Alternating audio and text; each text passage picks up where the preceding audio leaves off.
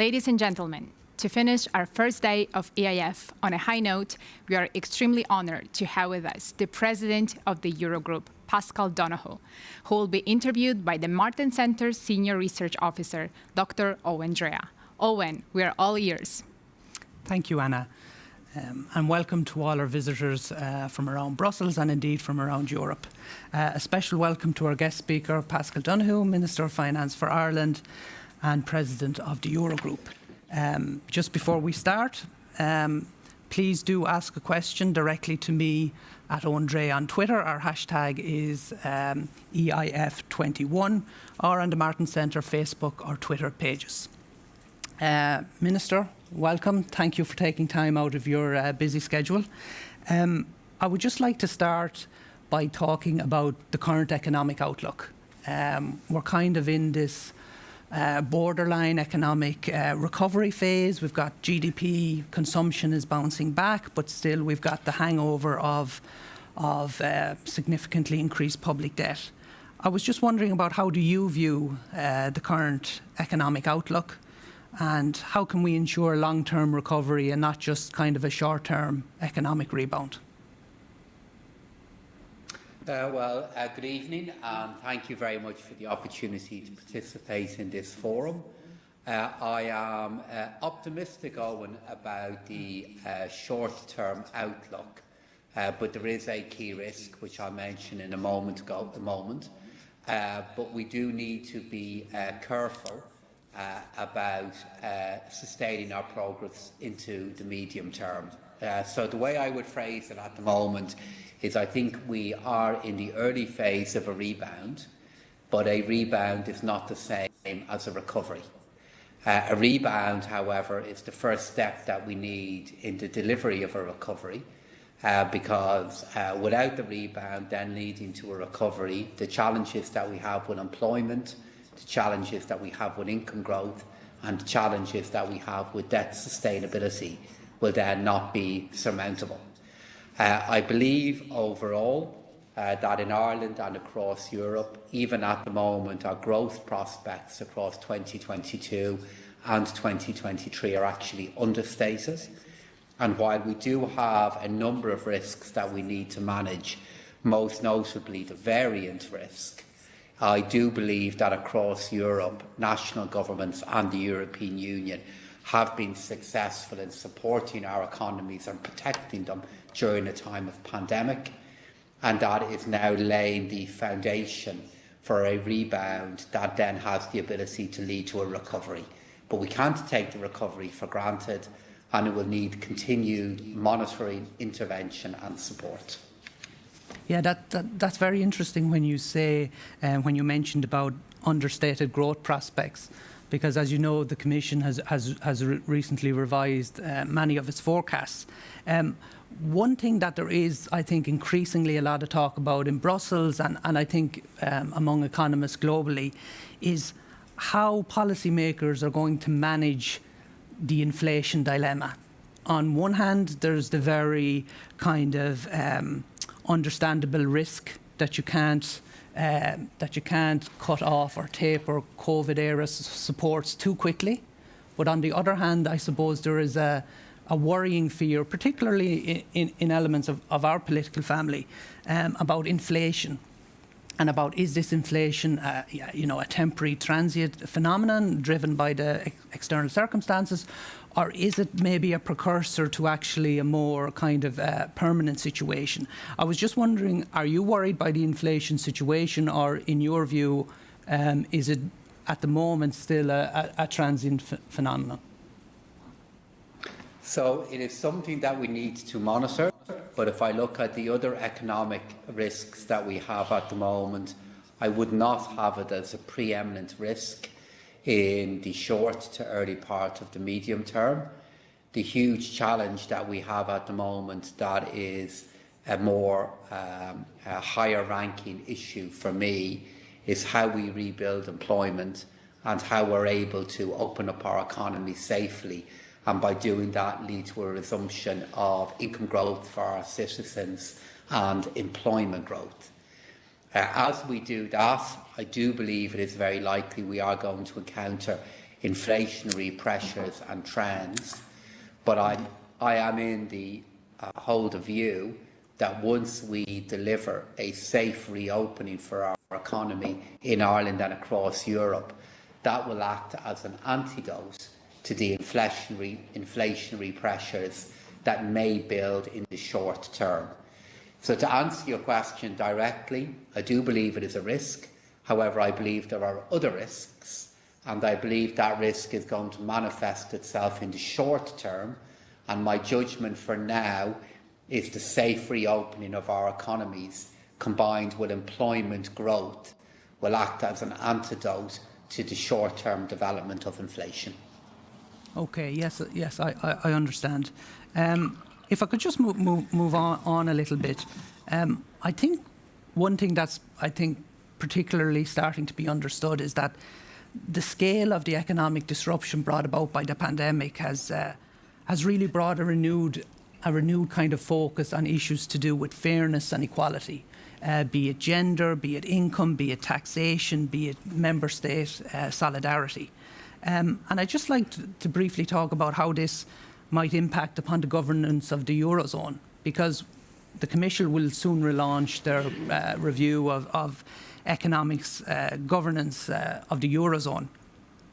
And I was just wondering, do you think this is a time where possibly we could be looking at some really fundamental reforms? I'm always struck by the fact that, you know, economics is, after all, it's a social science. It's not a mathematical science. So do you think that maybe, you know, we need to move towards a focus more on judgment and experience? I'm talking about what, you know, Banerjee and Duflo have talked about in terms of this plumbing approach, that how economics can guide the economy. And I'm thinking in particular in context of the pandemic. I'd just be interested if you had any thoughts on how economics might actually change and how we view it. Well, I think it's a wonderful question, and I love the concept of economics as plumbers.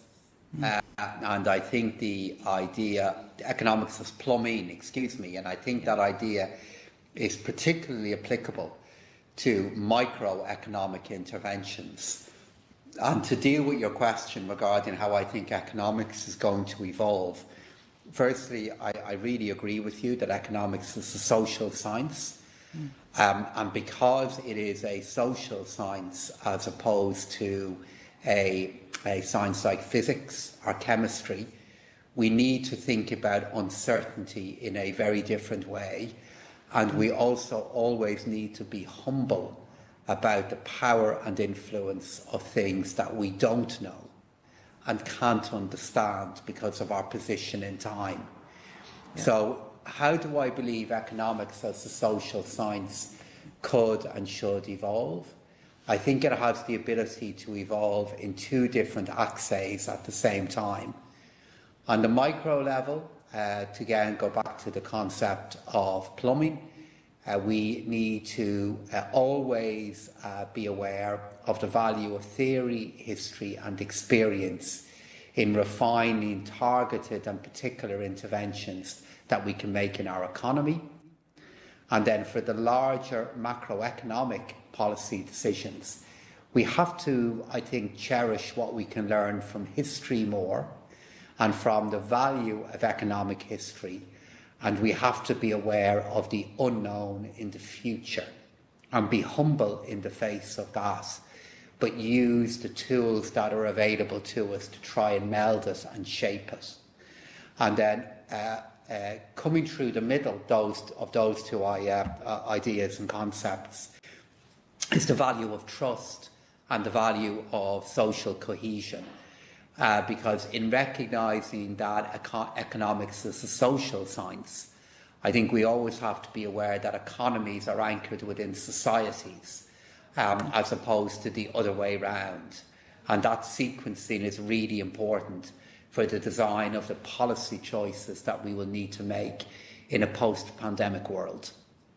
Yeah, that's very interesting, and I think I agree. I have to say I agree with you fully in the importance of economic history, and I think what you say about social cohesion as well is very, very important. And I might just jump ahead to something I was planning to ask at the end, but which I think feeds directly into what you just said, is that I suppose in the centre-right family, in the EPP family, what we see from voter data from around Europe, from the last German federal elections, from the recent elections in the Netherlands, is there is this growing feeling that centre-right EPP parties are growing kind of slightly detached from not only the younger voters, but from middle-class voters who might be struggling to get on the property ladder, might be struggling with accessibility to childcare, etc. And I think actually what we are seeing is that a lot of the issues which have maybe bedeviled Ireland's economic policy making over the last 10, 15 years are now also becoming more and more evident on a continental level. And I was just wondering kind of how you would view kind of the centre-right, the EPP approach. There would be a view that maybe the EPP should go back and kind of really get kind of a back-to-basics economic campaign, really focus on day-to-day deliverables for working families. I was just wondering if you had any view. I apologise. I know it's slightly off your radar. No, I'm sure. Not at all, Sean. These are the kind of things that we have to grapple with every day, and it's a very timely question, given that before I came to join you for this discussion, I was participating in a national and economic social dialogue here in Ireland, which is a precursor to our budgetary process. So in terms of how we as a political family can respond back to the issues that I think you're fairly raising, a couple of thoughts in relation to it. First, I believe within the EPP and within our broad Christian democratic family, we're a political party and movement that believe in the value of a mixed economy. So the things that are the most important to make progress on, we don't believe an economy that is unregulated can achieve on its own, and we don't believe a government that doesn't recognise the role of entrepreneurship and wealth generation is a government that doesn't recognise those things also isn't in a position to make progress on really important things on its own as well. Yeah. And that is why we, I think, in our political tradition, make the case for a strong and effective state sitting alongside and integrated into an economy that is regulated and is subject to the appropriate degree of both oversight and taxation, which is why I've always rejected the kind of neoliberalism that I believe did become intertwined with centre-right economic policy and politics for too long. You know, the market fundamentalism that will imply that it's only the economy that can deliver things, and it's only the economy that is the repository of wisdom. And within that definition of the economy, that was always defined as the free market. Whereas I think we can take a step back from that and say it's the combination of both that has so much to offer. So I think we need to approach the kind of debates that you're talking about there, Eoin, with confidence and with by making the case that it is a state and an economy working together that can make progress on things that really matter to those who are finding life difficult in national and global economies that are changing so quickly.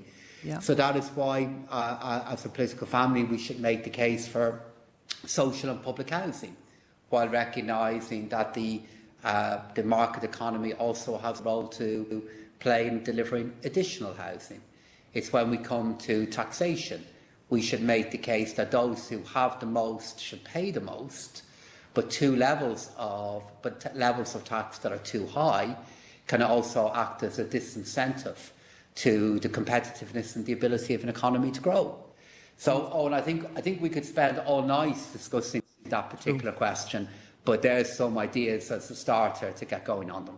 Yeah, and I think, Minister, as you say, I think what will also be very interesting, or a very interesting example that's now a non-EU example, will be that of the British Conservative Party policy in the UK in terms of this much heralded process of levelling up.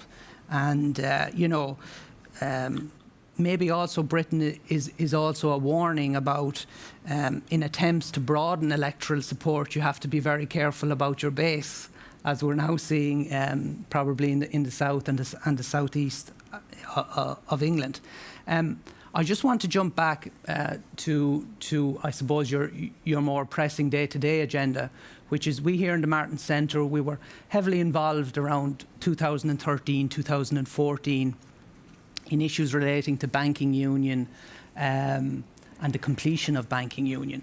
I was just wondering, in your role as president of the Eurogroup, do you detect kind of a political will to kind of work towards a finalisation of what has now been a kind of a reform that's been hanging around for almost a decade?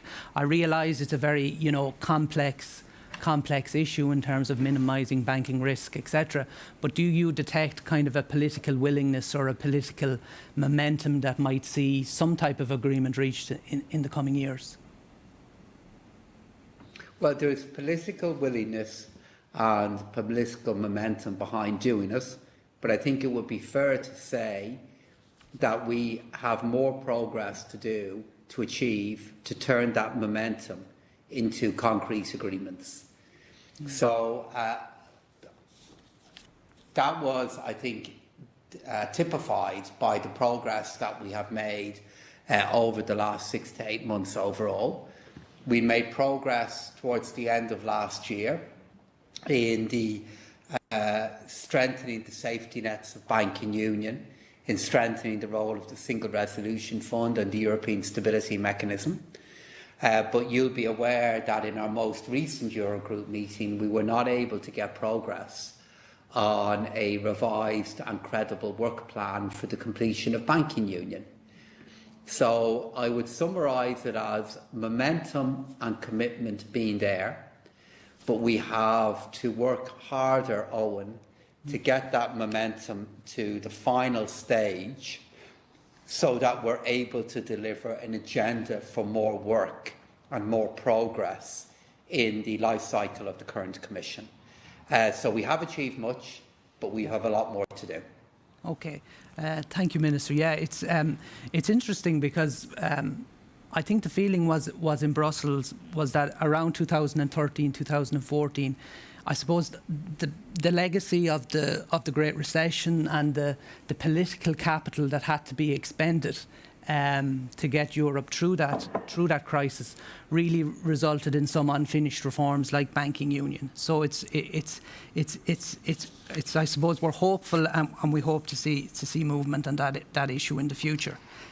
But I quickly make the point, Owen, that while you are absolutely correct to point to what more needs to be done, you're dead right to say that, we should also acknowledge progress that has been made and work that has been completed.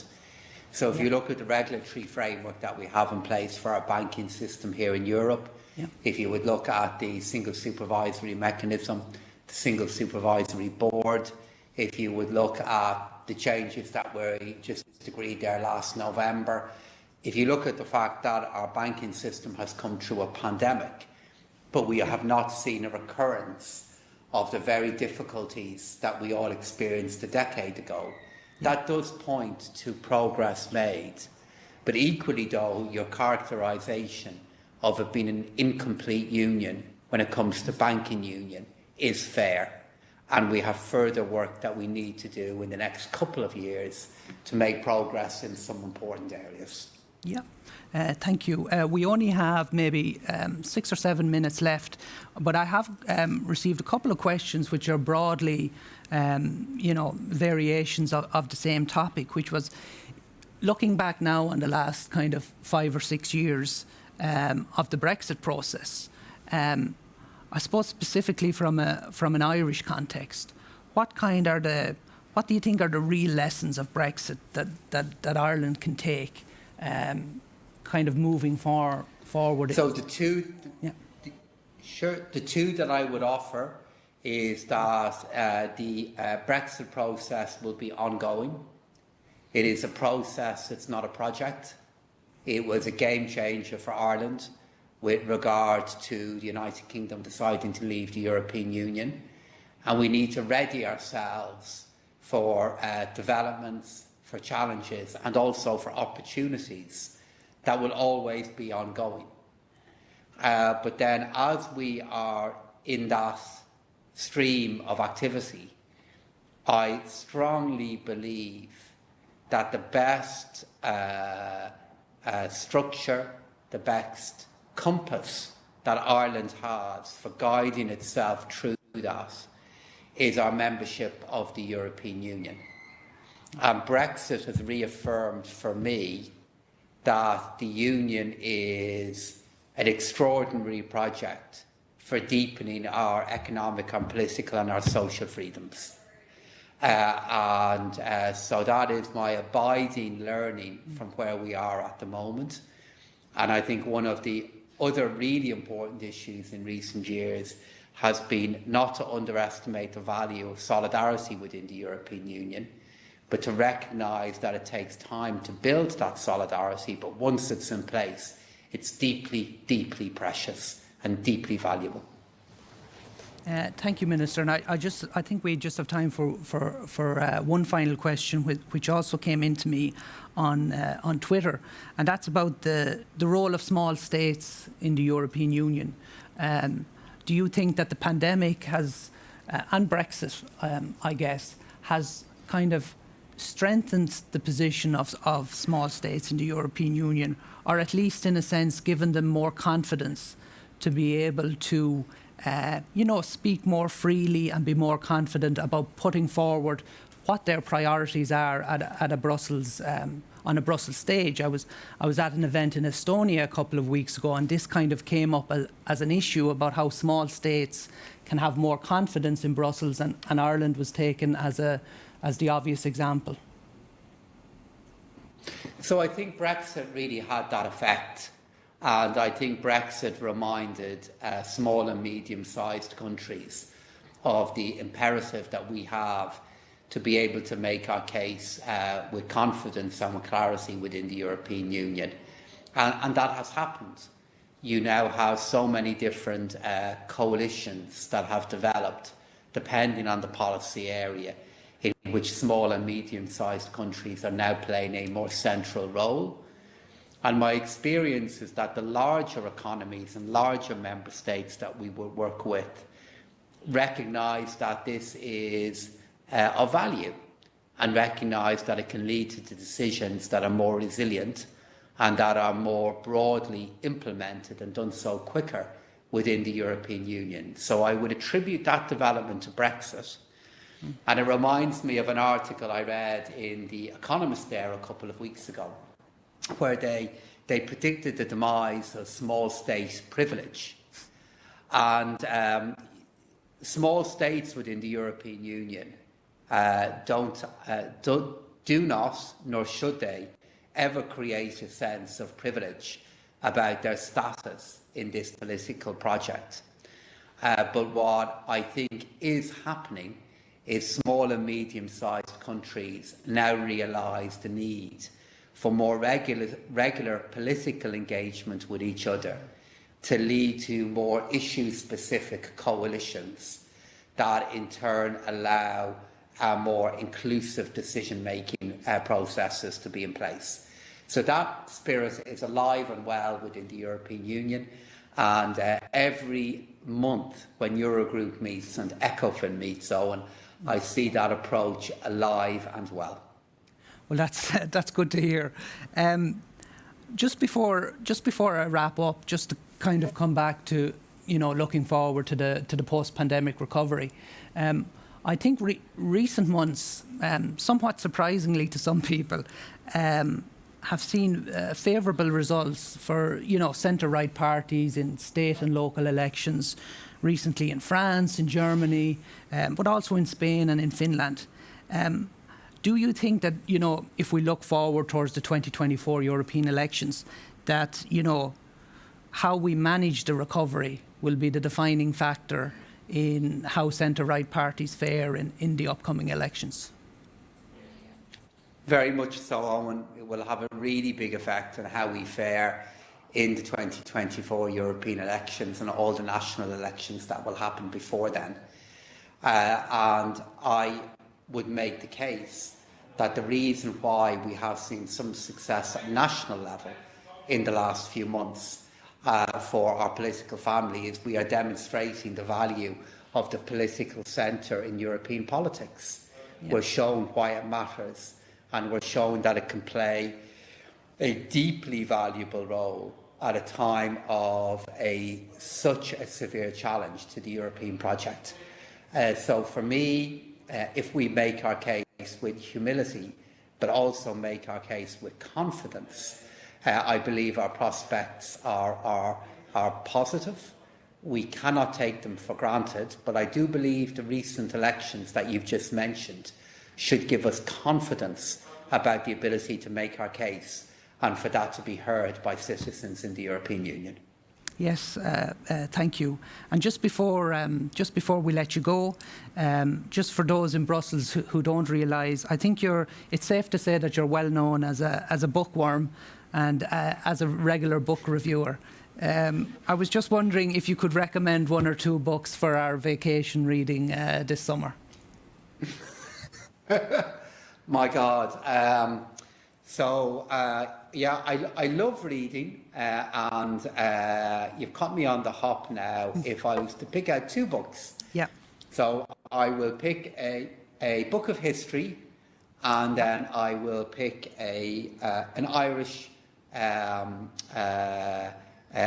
novel. Okay. So if I begin with a book of history, I read a book there a few weeks ago called The Sovereign Isle by Robert Toome. And this was a novel, a work of history by a British historian of France, okay, who was making the case for Brexit and why he voted leave and why he believed that Brexit was more consistent with the sweep of British history than membership of the European Union. Okay. And while I vehemently disagree with what he wrote about Ireland and completely disagree with what he writes about the Eurozone in the book, it is still the most elegant articulation for the rationale for Brexit that I have come across in quite a while, Owen. Okay. And I do think it is worth a read. And then if I was to recommend a novel, I would recommend an Irish novelist called Ronan Hessian, who has published two books, the latest book of which is about a footballer who has an incident in his career that really affects the rest of his footballing career and his family. And it feels a very appropriate novel, given the European Championship are on at the moment. But it is about soccer, but about life really. Sport is just an analogy and an introduction into a deeply warm novel, and that's called Panichetta. And then his novel before that is a beautiful novel called Leonard and Hungry Paul. And I think in these times, we all need a little bit of humour, we all need a little bit of warmth, and we need fires that are about heat as opposed to burning. And those two novels are a nice sequence that will do that. What would you recommend, Owen? I think the one book I would recommend would be, again, an Irish novel, which I think everybody in Europe has read at this stage, which is Normal People, or at least seen on the TV adaptation last year. One other book, just to finish up before we go. And Sally Rooney, of course, has another novel coming out later on in the year. Exactly. So maybe if any member of our EPP family has not read Sally Rooney, that's a good place to begin. Absolutely. Well, Minister, I want to thank you very much. I really enjoyed that conversation. I hope you found it useful. Hopefully a little bit more exciting maybe than some of the Eurogroup meetings. So thank you very much. I want to thank all our viewers. And with that, I will hand everybody back to Anna. Thank you, Eoin, for that beautiful and extremely interesting interview.